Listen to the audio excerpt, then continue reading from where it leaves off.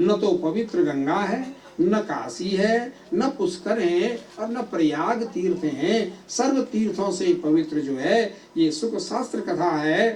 तुलसी च वसंत पुरुषोत्तम एव च एतेषां तत्त्वत अप्राज्ञे न पृथक भावयिष्यते। तुलसी वृक्ष, बसंत और शालिग्राम शिला, इस प्रकार जो है जिनमें वो ये सब जो है श्रीमद् भागवत महापुराण के जो हैं ये अंग हैं। आजन्मनेनापि सठेन किंचित् चित्तं विधाय सुख शास्त्र कथाय न पीता चांडालवच्च खरवच्च दत्तेन नीतं मिथ्या स्वजन्म जननी निज दुख भागा। कहते हैं जिसने जन्म से लेकर मृत्यु पर्यंत तक कभी श्रीमद् भागवत महापुराण की कथा नहीं सुनी तो चांडाल वच्च खरवच्च, चांडाल के समान उसका जीवन समझे। और उसने जन्म में अपने माँ को जो कष्ट दिया गर्भ का उत्पन्न होने का, वो मिथ्या है, झूठ है, और उसने बेकार ही अपनी माँ को जो है इस प्रकार का कष्ट दिया। तो श्रीमद् भागवत महापुराण जो है उसके श्रवण का ये फल है। दुर्लभे यथा लोके श्रीमद् भागवतोद्भवः कोटि जन्म समुत्थेन पुण्यनेवेन लभ्यते। अनेक जन्मों के आप सत्कर्म कीजिए, उससे उसकी प्राप्ति नहीं होती है जितना कि कहते हैं आपने श्रीमद् भागवत महापुराण की जो है कथा सुनी। अतः सत्यम तयं कृत्वा भक्तवत्सलमाव्रजा। कहते हैं अब आप कथा को, हे भगवान, हे सनत कुमार जी, अब आप जो है और कथा का श्रवण कर दीजिए। तो श्रवण कुमार जी उन्होंने जो है और कथा प्रारंभ की। नारद जी ने भक्ति ज्ञान और वैराग्य के निमित्त कथा को जो है सुना। तो कथा सुनते प्रथम द्वितीय तृतीय चतुर्थ पंचम षष्ठ सप्तमी हनि, जब सातवें दिन जो है कथा का समापन हुआ, 7 दिन तक नारद जी ने भक्ति ज्ञान और वैराग्य के लिए और उस कथा को सुना। तो उसके पश्चात एवं नगाः सर्वणैर्धर्मे प्रसायां ऋषिभिर्सभायां आचार्यम् एकं समभूत् तदानीं भगति सुतो तरुणो गृहीत्वा प्रेमे करूपा सदसा विरासित। श्री कृष्ण गोविंद हरे मुरारे नाथेति नामानि मुहुरु वदन्ति। 7 दिन तक कथा हुई गंगा के तट पर, और कहाँ वृंदावन धाम पर जो है भक्ति ज्ञान और वैराग्य जो है वहाँ पड़े हुए हैं। तो सप्ताह यज्ञ का 7वां दिन था। भक्ति के वे 2 पुत्र जो थे, भगति सुतो तो तरुणो गृहीत्वा, भक्ति के वे 2 पुत्र जो वृद्ध अवस्था में, अचेत अवस्था में और ग्रसित रोग से बड़ी बड़ी लंबी दीर्घ श्वास ले रहे थे, वो तरुणो गृहीत्वा, तरुण माने जवान अवस्था को प्राप्त हो करके, और प्रेमे करूपा सदसा विरासित, भक्ति प्रेम में आकर के श्री कृष्ण गोविंद हरे मुरारे, अपने मन में नाम से, जिह्वा से और भगवान का श्री कृष्ण गोविंद हरे मुरारे इस प्रकार के नामों का उच्चारण करते करते नाथेति नामानि मुहुरु वदन्ति, अनेक प्रकार के नामों का उच्चारण करते करते, कीर्तन करते करते और उस धाम पर पहुंच गए, गंगा के उस पावन तट पर। तंचागता भगत तथार्थम उषाम सुचारु वेशा ददृशु सदस्याः। वे लोग देख रहे हैं कथा श्रवण करने में जितने लोग मंडप में बैठे हुए हैं, ये कौन है, कहाँ से आए, हम लोग जो कथा सुनने वाले हैं इनके अलावा ये कहाँ से आए, ये कौन है। कथम प्रवेशता कथमागतेयम, ये यहाँ कैसे प्रवेश हो गए, कथमागतेयम, कहाँ से ये आ गए। मध्य मुनि नामिति तर्कयन्ता, जितने भी मुनि लोग, भृगु वशिष्ठ च्यवन जमदग्नि भारद्वाज आदि वहाँ ऋषि मुनि बैठे हुए थे, वो इस प्रकार जो है आपस में चर्चा करने लगे। कुमारा ऊचू कुमार वदनम तदानीम, तो सनत कुमार जी ने उनसे कहा कि हे ऋषि मुनिगणों, भक्ति रूपाचा, भक्ति आते आते कीर्तन करते करते और श्री कृष्ण गोविंद नाम का उच्चारण करते करते भक्ति वहां पहुंची। और भवदेवीरा देव कृतोस्मित पुष्टा कली प्रनष्टापि कथा रसेन वाहम तु तिष्ठाम मधुना ब्रवन्तु ब्रह्माददम ते गिरिरे ममूचे। भक्ति वहां पहुंची, सनत कुमार जी के सामने, जो सनत कुमार जी व्यासासन पर बैठे हुए थे, उनके पास गई, नम्र होकर के कहा, हे भगवान, आपकी इस कथा से मेरा जो दुख था, कष्ट, रोग था, व्याधि थी, मेरे पुत्र जो थे इस प्रकार ग्रसित हो गए थे, वे सब व्याधि से मुक्त हो गए हैं। अब कहा कि मैं कहाँ रहूं, मेरे को स्थान बताइए। ये भगवद्देव कृतास्मि तुष्टा, मैं इस समय अब बड़ी सुसंतुष्ट हूँ। कली प्रनष्टा अपि कथा रसेन, इस कथा के रस से और अमृत से मैं अब ये कलयुग के दोषों से दूर हो गई हूँ। पाहम तो तिष्ठामि अधुना ब्रवन्तु, आप इस समय मुझे कह दीजिए कि मैं कहाँ रहूं, मैं भक्ति मेरा निवास कहाँ हो। ब्रह्मा इदम तम गिरिरे ममोचे, तो तब सनत कुमार जी ने उनसे कहा कि भगतेश गोविंद स्वरूप धर्त्री, प्रेमे कर्त्री भवरोगहर्त्री, सात्वं च तिष्ठस्य सुधीर्यमस्या निरंतरम वैष्णवमानसानि। हे भक्ति, तुम निरंतर उन वैष्णवों के हृदय में निवास करो जो विष्णु के भक्त हैं, जो भक्त हैं, और उन भक्तों के हृदय पर हे भक्ति तुम इस समय निवास करो। तुम्हारा निवास भक्ति में हो और भक्तों के हृदय में हो। इसलिए कहा कि भक्ति, भक्त और भगवान, भक्ति में जो है और भक्त में भक्ति और भक्त से भगवान की जो है प्राप्ति, ये श्रीमद् भागवत महापुराण का ये जो है और अंश है। अलौकिकीयं महिमा मुनि ईश्वरा, सप्ताह जन्योथ विलोकिता मया, मूढ़ा सठा ये पशु पक्षिण अस्त्र सर्वे निष्पाप मना भवंती। जितने भी लोग उस स्थान पर थे, वो माने पशु पक्षी और जितने भी जो जीव जंतुओं ने वो कथा सुनी, सब लोग निष्पाप होकर के और परम गति को, समस्त लोग अपने अपनी गति को प्राप्त हो गए। तो फिर पूछते हैं के विशोध्यन्ति वदन्तु मह्यं सप्ताह यज्ञेन कथामयेन, कि कौन कौन कथा सुने और किस कौन कौन से सबको ये फल की प्राप्ति हो। तो क्रोधाग्नि दग्धा कुटिला सकामिनः, सप्ताह यज्ञेन कलो पुनन्ति। यदि क्रोधाग्नि दग्धा, क्रोध, काम, क्रोध, लोभ, मोह और मत्सारी, ये छह जो हैं मनुष्य के शरीर के छह शत्रु हैं। काम, क्रोध, मद, मान, मोह, लोभन, क्षोभन, रागन, द्रोहा, जिनके कपट दंभ नहीं माया, तिनके हृदय बसहि रघुराया। काम, क्रोध, लोभ, ये छह शत्रु हैं। ये हर निश जो हैं मनुष्य के शरीर पर रहते हैं, और इनसे परे होकर के यदि आदमी काम, क्रोध, लोभ, मोह, इनसे परे होकर के भगवान का स्मरण करता है तो भगवान जो है उसके हृदय में निवास करते हैं। भगवान का निवास कहाँ है कि पवित्र मन में, जिसमें कोई छल कपट इस प्रकार का न हो, उस पवित्र मन में भगवान का निवास होता है। तो कुमारा ऊचुहु ये मानवा पाप कृतस्तु सर्वदा, सदा दुराचार विनर्ग मार्गा। जो मनुष्य हमेशा पाप कर्म करते रहते हैं, दुराचारी हैं, दुष्मार्ग पर जाते हैं, क्रोध अग्नि जिनकी दिन रात दहकती है, तो सप्ताह यज्ञ की कथा अगर वे सुने तो वे भी पूर्णता को प्राप्त होते हैं। सत्य नहीं ना पितृमातृ उसका, तृष्णा कुलासा व धर्म वर्जिता, ये दम्भिका मद शरणोपि हिंसका, सप्ताह यज्ञेन कलो पुनन्ति।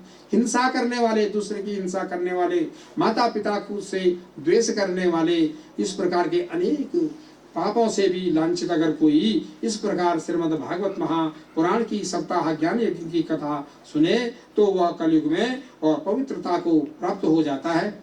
कायेन वाचा मनसा पिता अपम नित्यं प्रकुर्वन्ति सठाः तेन, पर स्वपुष्टा मलिना दुराशया, सप्ताह यज्ञेन कलो पुनन्ति। तो अनेक प्रकार के पापों से इस प्रकार से पापी मनुष्य अगर सप्ताह यज्ञ की कथा सुने तो वो पवित्रता को प्राप्त हो जाता है। कहते हैं, मैं आपको एक इतिहास सुनाता हूँ, एक कहानी सुनाता हूँ। अथ ते कीर्तयिष्यामि इतिहासं पुरातनं, यस्य श्रवणमात्रेण पापहानि प्रजायते। जिसके श्रवण मात्र से पाप हानि, पापों का पुंज नाश हो जाता है। मैं एक कहानी आपको सुनाता हूँ। तो कहते हैं, आप सुनो कि हे नारद जी, तुंगभद्रा तटे पूर्वम अभूत पत्तनमोत्तमम यत्र वर्णा स्वधर्मेण सत्य सत्य सभास्कराः।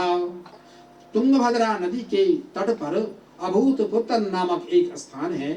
उस स्थान पर कहते हैं आत्मदेव नामक एक ब्राह्मण रहता था और वह ब्राह्मण वेद शास्त्र का ज्ञाता, स्मार्त आदि नित्य नैमित्तिक कर्म करने वाला और ब्रह्म कर्म से सदा निरत रहता था।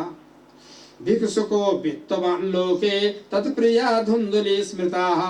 और उसकी ब्राह्मणी धुंधुली नामक उसकी एक ब्राह्मणी थी, प्रिया थी। सौभाग्य स्थापिका अनित्यम सुंदरी सुकुलोद्भवा। केवल उसमें ये अवगुण था कि वह अपने ही वाक्य को और थोपती थी। ब्राह्मण बेचारा सीधा साधा और वही जो है वाचाल थी और इस प्रकार से जो है और वो अपनी बात को ही संतुष्ट करती थी और रखती थी। लोकवार्ता क्रूरा प्रायसो बहुजल्पिका।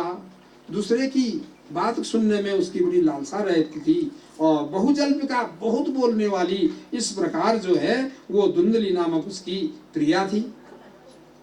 एक समय धनार्थम धर्म मार्गेण ताभ्याम नीतम तथापि च न पुत्रो नापि पुत्री च चिंतातुरो वृषम। इस प्रकार गृहस्थ धर्म में रहते रहते उनको काफी समय बीत गया, परंतु उनके घर पर गृहस्थ का जो फल होता है, गृहस्थ धर्म का, पुत्र पुत्री का होना, ये गृहस्थ का फल है, परम धर्म है। भाई अगर आपका गृहस्थ है तो गृहस्थ के लिए पुत्र की उत्पत्ति ही बहुत बड़ा धर्म है कि गृहस्थ करे तो पुत्र का उत्पन्न होना, पुत्र का होना वंश में अति आवश्यक है। वही गृहस्थ सार्थक है जिसके पास पुत्र है। पुत्र का मुख देख करके कहते हैं उसके समस्त जो ऋण है, ऋण दूर हो जाता है, पितृ ऋण से वह मनुष्य दूर हो जाता है और छूट जाता है। इसलिए वह आत्मदेव ब्राह्मण चिंता करने लगा कि भाई चौथी अवस्था हो गई और न पुत्र का जन्म हुआ न पुत्री का जन्म हुआ। बहुत व्याकुल होता हुआ एक दिन घर से निकल पड़ा। मध्याह्न का समय था। प्रचंड सूर्य जो है अपनी किरणों को और इस प्रकार बरसा रहा था और ग्रीष्म ऋतु में, और वह आत्मदेव ब्राह्मण घर से खिन्न होकर के और जंगल को चला गया। जंगल में गया, उसको प्यास लगी और बहुत प्यास लगी थी और पानी के ढूंढ में वह उससे जंगल के बीच में एक सरोवर मिल गया, तालाब। तालाब के किनारे ब्राह्मण बैठा, उसने अपना आसमन किया, हाथ पैर धोए और पानी पिया। पानी पीने के पश्चात वो थोड़ा सा जो है उसकी आंख लग गई, थकान थी, सुस्त आने लग गया। तो उसके पश्चात वो देखता है कि वहाँ एक सन्यासी भी जो है घूमता फिरता उस जंगल में पहुंचा और उसने भी अपना कमंडल भरा पानी पिया और थोड़ी देर जो है वो वहाँ पर भी बैठ गया छाया में। तो ब्राह्मण की नींद खुली, देखा सन्यासी सामने बैठा हुआ है। तो वह ब्राह्मण बिना बोले, बिना विचारे, बिना सुध लिए हुए तुरंत उस सन्यासी के चरणों पर गिर पड़ा और रोने लगा। मुंह से उसकी कोई आवाज नहीं आई और वह फूट फूट कर जो है सन्यासी के चरणों में रोने लगा। तो सन्यासी ने उसे उठा करके उससे दुख का कारण पूछा कि भाई तुम क्यों रो रहे हो, कौन सी भारी चिंता तुमको है जो तुम इतने दुखी हो, व्यथित हो, कहा अपने दुख का जो है और कारण मुझे बताओ। तो वह कह रहा है शृणु विप्र मया अतेद्य प्रारब्धम तु विलोकितम। तो उन्होंने कहा आत्मदेव ब्राह्मण ने कि महाराज मैं गृहस्थ हूँ और गृहस्थ धर्म में अब चौथी अवस्था मेरी आने वाली है, आ चुकी है। मेरे घर पर न पुत्र है न पुत्री है और मैं पुत्र के वियोग में, पुत्र के संताप में हूँ। तो जिस भी प्रकार हो सकता है आप मुझे जो है पुत्र का वरदान दीजिए, मेरा पुत्र हो ऐसा आप मुझे आशीर्वाद दें। तो वह सन्यासी, उन्होंने उसके भाल माने मस्तक की रेखाएं पढ़ी और कह करके कह रहे हैं कि शृणु विप्र मया अतेद्य प्रारब्धम तु विलोकितम। मैंने तेरे प्रारब्ध को देख लिया है। प्रारब्ध माने भाग्य, भाग्य की रेखाएं पढ़ ली हैं। सप्त जन्मावधि तव पुत्रो ने वचने वच। तेरे भाग्य पर जो है 7 जन्म तक न तो पुत्र है और न पुत्री है, तो तुम वृथा दुख कर रहे हो। संतते सगर ओ दुखम मवापंग परा तदा रे मुंचाद्य कुटुम्बासम संन्यासै सर्वथा शुभम। कहा हे ब्राह्मण, छोड़ पुत्र पुत्र की कामना। कौन किसका पुत्र है कि कोई किसी का पुत्र नहीं, और संसार में मनुष्य स्वयं अपने कर्मों से जन्म लेता है, अपने कर्मों के अनुसार उसकी मृत्यु होती है, अपने कर्मों के अनुसार जो है वह फल को प्राप्त करता है। तो इसलिए कहते हैं कि भाई पुत्र पुत्र क्या है, समझाया बुझाया उसे चौथी अवस्था हो गई।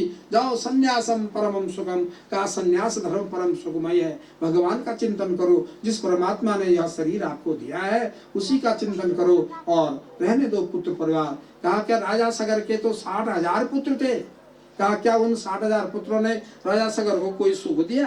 कहा तो 60,000 पुत्रों ने जो उदंड और उपद्रव ही मचाया और आखिर कपिल मुनि के श्राप से जो है वो भस्म हो गए। तो कहा कि पुत्र पुत्र मत करो, कोई किसी का पुत्र नहीं है, कोई किसी का वो नहीं होता। कहा अपने कर्मों के अनुसार कर्म प्रधान विश्व रचि रखा, जो जस कराही सो तस फल चाखा। जो जैसा कर्म करेगा उसी के अनुसार फल प्राप्त करेगा, और आप छोड़ दीजिए इस पुत्र की आशा को। तो उसने आत्मदेव ब्राह्मण ने कहा कि विवेकेन भवेत् किं मे पुत्रं देहि बलादपि न चेत्याम्यहं प्राणं तदग्रे शोकमूर्छितः। कहा कि हे महाराज, अगर आप मुझको पुत्र नहीं दे सकते हैं तो मैं आपके आगे जो हूँ शोक युक्त होकर के, दुखी होकर के प्राणों को छोड़ दूंगा। आप किसी भी प्रकार किसी भी प्रकार से आप मुझको पुत्र का वरदान दीजिए। पुत्रादि सुखहीन अयम संन्यासम शुष्कये भई। कहा कि संन्यास जो है सूखे वृक्ष के समान है, और गृहस्थ जो है एक फले फूले वृक्ष के समान है। तस्याग्रहं समालोक्य फलमेकं च दत्तवान्। अब देख लिया कि ब्राह्मण आतुर है, तो उस सन्यासी ने अपने कमंडल से एक फल निकाला और फल निकाल करके उस आत्मदेव ब्राह्मण को दे दिया। कहा इदम भक्षा पत्न्याम। कहा कि इस फल को ले जाओ, अगर तुम्हें पुत्र की अभिलाषा, पुत्र पुत्र कर रहे हो, जाओ और अपनी पत्नी को दे देना। कहा कि इसका भक्षण कर लेना, खा लेना, और इससे जो है तुम तथा पुत्रो भविष्यति, आपका एक पुत्र हो जाएगा। तो अब ब्राह्मण प्रसन्न हो गया, आत्मदेव ब्राह्मण। फल मिल गया, घर आया और घर आकर के उसने जो है पत्नी को वह फल दे दिया, धुंधली को। कहा कि भाई सत्यम सोचम दया अदानम एक भगतम तो भोजनम। कहा कि इसका व्रत है, इसका आपको सत्य से रहना है, शौच दया दान, एक दिन में एक भोजन करना है, एक भक्त भोजन करना है। बरसात स्त्री अकार्य अतेन पुत्रोत निर्मला। कहा कि हे धुंधकारी, हे पत्नी, और कहा हे प्रिय, अगर तुम इस प्रकार के व्रत को रखोगी और सत्य से रहोगी, अनुष्ठान से रहोगी, सत्कर्म से रहोगी, इस फल को भक्षण करने से और बहुत विद्वान पुत्र की उत्पत्ति होगी। उसको दे दिया और ब्राह्मण जो है निश्चिंत होकर के फिर अपना चला गया। ओ चिंता ममोत्पन्ना फलम चाहम न भक्षते। वह इस प्रकार की चपला थी, और उसने कहा कि भाई देखो अब इतनी बड़ी अवस्था हो गई है, अब इस अवस्था में मैं फल खाऊं, पुत्र गर्भ रहे। कहा पुत्र के जन्म पर जो है स्त्री को कितना